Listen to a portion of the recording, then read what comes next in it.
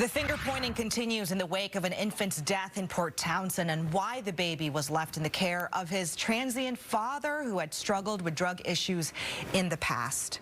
The Jefferson County prosecuting attorney says 2021's Keeping Families Together Act, House Bill 1227, kept police and Child Protective Services from taking that baby into state custody. The sponsor says officials are twisting the wording of her new law to escape blame themselves. Fox 13's AJ Janavel reports while the bill still allows a child to be removed, the proof now required may be impossible to obtain before harm is done.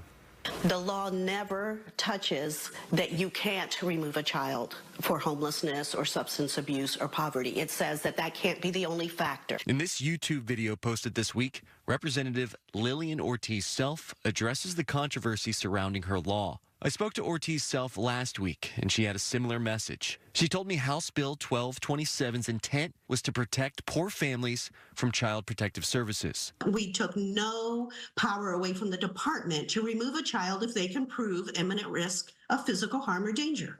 Jefferson County prosecuting attorney James Kennedy disagrees. It's disheartening to see Representative Ortiz-Self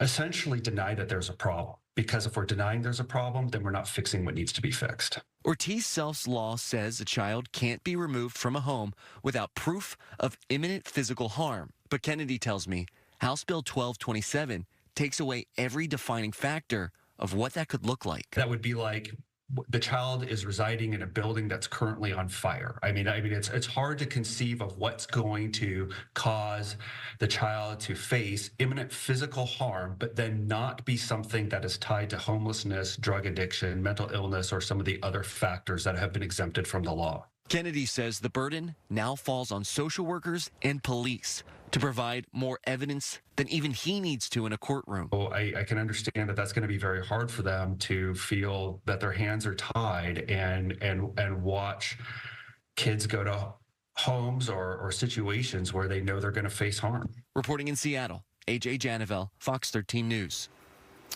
We still don't know the cause of death for the baby yet. Kennedy tells Fox 13 News he wants to see changes in the law, and there are several new bills proposed this year that would do just that. For more information, we've got continuing coverage, numerous stories on this. Go to fox13seattle.com.